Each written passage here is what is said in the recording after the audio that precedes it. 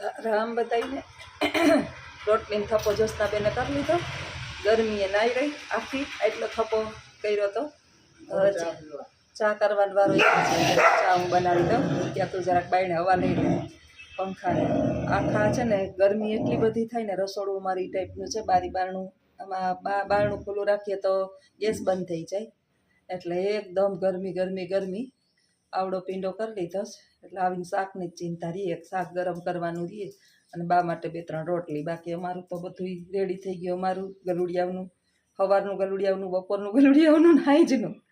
એટલે ચા બને છે, સાહેબ ચા બનાવે છે, ઉકળે ચા અને ઉભાસ ચા. એટલે અહીંયા મારે એટલે ઊભું રહેવું પડે કે ચા બનાવતા બનાવતા વિચારમાં ખોવાઈ જાય ને તો ચા વયો જાય બિચારો બારોબાર. લગભગ એકાત્રા અમારે ચા બારોબાર જાય. એક દી આપણે યાદ કરીએ ને કે આ જોજો ચા ન વયો જાય, જોજો, એટલે ત્યાં વળી યાદ રહીએ. પાછું બીજે દી ચા લગભગ એકાત્રા સરસ મજાનો ચા છે એ ગેસની બારોબાર જાય. એમ કીધું ફૂલ ગેસ ન રખાય, ધીમો ગેસ કરીને આપણે ભૂલી જતા હોય ને માથે ઊભીને ચા વયો જાય. એટલે ના બાયું વિચારમાં ખોવાઈ જાય. અમારે આ ઊંધું છે, વિચારમાં હું ખોવાઈ જાય. એને દાઢીને વાળ ન કપાવવાની માનતા રાખીશ. વાળ તો ધરારકાલ કપવી નહીં ખા. હવે દાઢી કેદી કપે એ ખબર નહીં. પછી મને કમેન્ટ ન કરતા કે અજીતભાઈ કેમ વાળને દાઢી નથી કપાવતા. એ માનતાયું કરે. હું માનતાયું કરતા હોય તો ખબર નહીં કે મારી બાયડીને કામના ઢહેડા કેદી ઉતરે એમ કરતા હોય તો ખબર નહીં કે મારી માને મુક્તિ કેદી મળે. બાજુ ઉઠીને જોતી જોતી કરે છે. એને રેડી કરવાના છે, જવાનું સ્કૂલે 7:45. હજી વાગી ગયા છે 7 જ થયા છે. ચા ગરમા ગરમ કરી અને નાસ્તો પાણી કરી લઈએ. પછી આગળ જોઈએ વિડીયોની અંદર. બન્યા રહેજો. ચા થઈ ગયો? ચાલુ છે ચા ચાલુ છે. બોલો, કંઈ બોલવું હોય તમારે આપણી યુટ્યુબ ફેમિલીને. મારા નમસ્કાર. ખૂબ અમને 2 જણાને સપોર્ટ આપો છો તમે, અને હારામાં હારા વિડીયો જોવો છો અને હારામાં હારી કમેન્ટ કરો છો. હમ્પીને લગભગ 2 જણા વિડીયો બનાવીએ છીએ. સંપ ત્યાં જમ્પ ને સાયકલ ત્યાં પંપ. હવે સાયકલ તો બહુ રહી નથી એટલે પંપની જરૂર નથી, પણ સંપની ખાસ જરૂર છે. હવે છે ને ધરાર એમ કહું કે ના ના તમે છે ને મોબાઈલ પકડો ને મને આ વિડીયોમાં રહ્યો. વળી એને આરસ થાય ને તો વળી બેસી જાય. હવે તું બનાવી લે ને. ના ના તમે વિડીયો મોબાઈલ ચાલો અને બનાવો વિડીયોની અંદર આવવાનું જ, નહીં આવવાનું એમ નહીં. અને છોકરાનું વહુનું કહેતા હતા, પણ મારા છોકરાનું વહુ જે છે ને એ બહાર રહે છે. વેકેશનની અંદર આવે તો એ રખડતા ને ફરતા ને અહીંયા 15 દિવસ રોકાણા હોય. એની અંદર તો લગભગ એને કાયમના નવા પ્લાન હોય. એક દી આ જવાનું, ઓલા હગાન્યા જવાનું, આ હગાન્યા જવાનું. છોકરો તો હજી મારો વિડીયાની અંદર ઘણી વાર આવે છે. વહુને પિયર અહીં નહીં છે એટલે વધારે પડતા વહુ પિયરની અંદર ને હગાવાલાની અંદર ને મારા હગાવાલાની અંદર ને આટા ફેરા કરતા હોય એટલે ઓછા આવે. આવશે ત્યારે ચોક્કસ બતાવશું.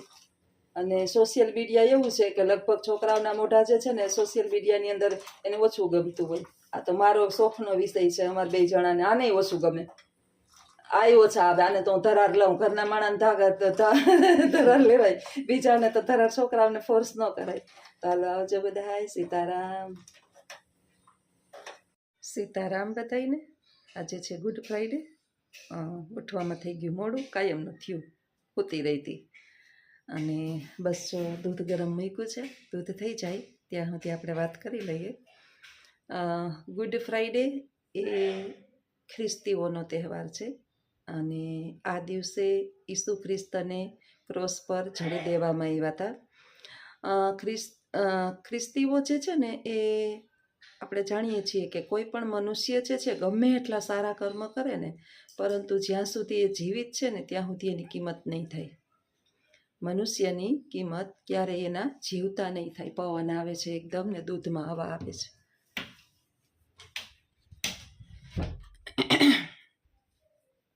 મનુષ્યની કિંમત કોઈ દિવસ જીવતા ન થાય. આવું જ કંઈક ખ્રિસ્તીઓના ખ્રિસ્ત દ્વારા પણ આપણે જાણવા મળે છે કે ઈસુ ખ્રિસ્ત જે છે એ એવું વ્યક્તિત્વ ધરાવતું માણસ હતું કે ખૂબ એણે નેકીના કર્મ કર્યા, સારા કર્મ કર્યા, પરંતુ જીવતા એને કિંમત ન કરી. અને જે ધર્મ ગુરુઓ હતા એના ધર્મ ગુરુઓ એ એટલા બધા એની પાછળ પડી ગયા કે છેવટે એને મૃત્યુનો દંડ આપી દેવામાં આવ્યો. આ દિવસે ઈસુ ખ્રિસ્તને ક્રોસ પર જડી દેવામાં આવ્યા અને ભગવાન આ પૃથ્વી પર આવું મૃત્યુ કોઈને ન આપે. આપણે બધાએ જોયું છે કે બેનને હાથ ઊંચા કરેલા છે, એમાં ખીલા જડેલા છે, એના કપાળમાં જ ખીલા જડેલા છે, એની છાતીમાં ખીલા જડેલા છે, એના પગમાં ક્રોસ સાથે ખીલા જડેલા છે. ત્યાર પછી જ્યારે ઈસુની સત્યતા સમજાય તો બહુ મોડું થઈ ગયું હતું અને હવે બધા જે છે એ ઈસુને ભગવાન માની અને એની પૂજા કરે છે. આપણા દેશની અંદર, વિશ્વની અંદર આવું જ છે. જીવતા લગભગ કોઈ પણ મનુષ્યોની કિંમત થતી નથી, પૂજા થતી નથી અને મૃત્યુ પછી એવા ઢંઢેરા પીટી અને પાછળ કરશે એની પાછળ કે પછી શું કામનું, એ માણસ ક્યાં જોનારું છે. કદાચ આજે ભગવાન તરીકે ઈસુની પ્રાર્થના થાય છે, પૂજા થાય છે, ચર્ચમાં જઈ અને બધા લોકો એને યાદ કરે છે, એના લખેલા ગ્રંથો, એના સદબોધનો, એ જીવનની અંદર ખૂબ મહાનમાં મહાન માણસ, ભગવાન જે સાક્ષાત ભગવાન આપણે કહીએ ને એવા ઈસુનું વ્યક્તિત્વ હતું. જેમ સાંઈ બાબા આપણા શિરડીના, આપણા ધર્મગુરુ, આપણા જે દેવી દેવતાઓ ઘણા જે મહાન થઈ ગયા છે એવા આ ઈસુ પણ કોઈ સામાન્ય વ્યક્તિ નહોતા. આજે એને ક્રોસ પર જડી દેવામાં આવ્યા હતા. 12 થી 3નો સમય જે છે, બપોરના 12 થી 3નો સમય એ આ દિવસનો પવિત્ર સમય માનવામાં આવે છે, કારણ કે આ સમયે ઈસુ ખ્રિસ્ત ક્રોસ પર જડેલા હતા. અસહ્ય વેદના, અસહ્ય પીડા, અસહ્ય ખીલાના માર ખાતા આ વ્યક્તિ ક્રોસ પર ઊભા એક વાક્ય બોલ્યા હતા અને એ વાક્ય જે છે ને, પૃથ્વી પર કોઈની તાકાત નથી કે બોલી શકે. એ બોલતા એણે ભગવાનને પ્રાર્થના કરી કે હે ગોડ, કારણ કે એ ક્રિશ્ચન ધર્મ પાળનારા છે એટલે એણે ગોડને પ્રાર્થના કરી કે હે ગોડ, આ લોકો શું કરે છે ને એની એને ખબર નથી. મને ક્રોસ પર ચડી, મને દુઃખ દઈ અને કદાચ એને સુખની અનુભૂતિ થતી હોય કે ન થતી હોય, પરંતુ એ શું કરે છે ને એની મને ખબર નથી. તું એને માફ કરી દેજે. વિચારો કે આટલા દુઃખ સહન કરતા ઈસુ ખ્રિસ્ત બીજાના સુખ શોધે છે. આપણે એક વાક્ય કોઈએ કીધું હોય, એક વાક્ય સંભળાવ્યું હોય, જરાક આપણું ખરાબ કર્યું હોય તો આપણે એની 7 પેઢીની પથારી ફેરવવા માટે ઉત્સુક હોઈએ છીએ. અને એટલે જ આપણે જોયું છે કે આપણું ક્યાંય નામ રહેતું નથી. જ્યારે આવા મહાન લોકો પૃથ્વી પર થઈ ગયા છે, એવા લોકોને આપણા સતસત નમન. ભગવાન આવી કસોટી કોઈને ન આપે આ પૃથ્વી પર જેવી ભગવાન ઈસુને આપી. આજે લોકો જે છે એ સાક્ષાત ઈસુને ભગવાન માને છે, ઈસુ ખ્રિસ્તને ભગવાન માને છે. ખ્રિસ્તી ધર્મના એ આપણે કહીએ કે પૈગંબર છે તોય ચાલે, ઈશ્વર છે તોય ચાલે, એના ગોડ છે. અને એના આજે જોઈએ છીએ કે દરેક ચર્ચની અંદર એના જે સુવાક્યો, સદવિચારો જે છે એ વંચાય છે. સરસ મજાના સવારની અંદર ઈસુ ખ્રિસ્તના બોલેલા વાક્યો જે છે એ આપણા સુધી પહોંચાડાય છે. ક્યારેક ગ્રંથો વાંચીએ ને તો આપણને ખબર પડે. દરેક ગ્રંથો અત્યારે ગુજરાતીની અંદર મળે છે. ક્યારેક 2-4 શબ્દ વાંચી લેવા તો ભગવાન પૃથ્વી પર આવી કસોટી કોઈની ન કરે. અને ખાસ આજનું તો કહેવાનું એટલું છે કે જીવતા જાણી લેવા, મૃત્યુ પછી જે માણસની આપણે કિંમત કરીએ છીએ ને એ વ્યક્તિ તો રહેવાનું નથી. કારણ કે જીવા ત્યાં સુધી એની ઉપર પથ્થરમારો કર્યો, ગમે એટલું સાબિત કરવાના પ્રયત્ન કર્યા કે હું સાચો છું, છતાં કોઈએ સ્વીકાર્યું નહીં કે તું સાચો છો, અને પથ્થરમારો કરી, ગાળો ગલોચ કરી અને એને અપમાનિત કર્યા. આવા છે, તેવા છે, ફલાણા છે, ઢીમકા છે. ઈશ્વર જોતો હોય અને અંતે આપણે જોઈએ છીએ કે વિજય હંમેશા કોનો થાય છે? સત્યનો. તો ભગવાન ઈસુ બધાના જીવનની અંદર સુખ, શાંતિ અને સમૃદ્ધિ આપે અને સદવિચાર આપે, સારી બુદ્ધિ આપે, એવી એમના ચરણોમાં પ્રાર્થના. Happy good Friday. આવજો. સીતારામ.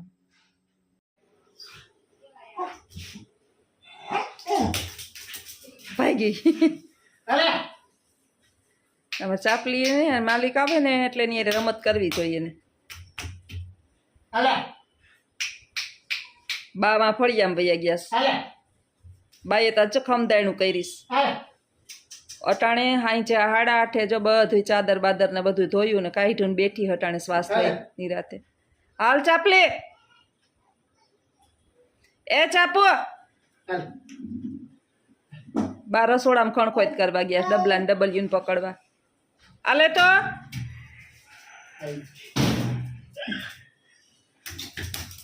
મારે કામ નથી જવા બોલાવે.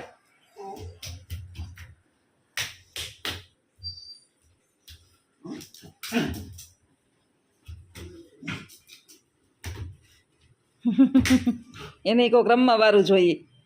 તમે ગયા તયું હું કરીને રાયડું ચાલુ કર્યું તું અટાણ સુધી અહીંયા રાયડું ચાલુ નાખ્યા આવે ને રિક્ષાનું વરણ વાગે ને તયુંની ચાલુ કરે રોવાનું પછી બાયણે નુકા આવીને પાછા વરણ મારીને વયા ગયા. કૂતરા એક કૂતરા રાયડું નાખતા હતા. એ હવે ચાલુ હો થાયકી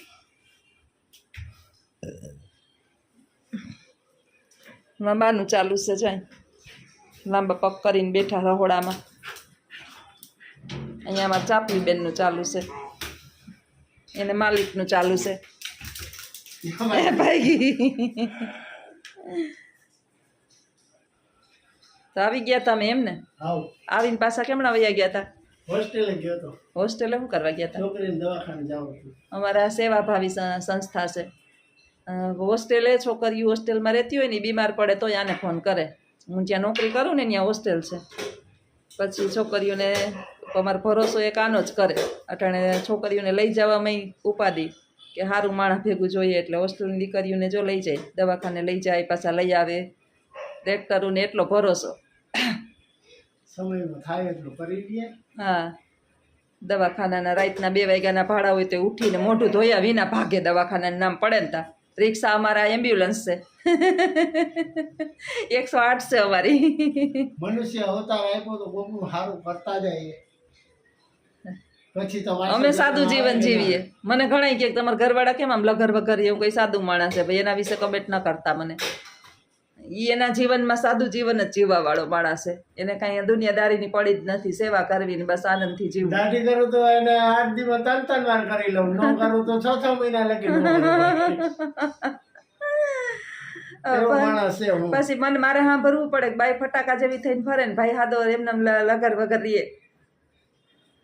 સમાજને થોડું દેખાડવાનું હોય કઈ. હા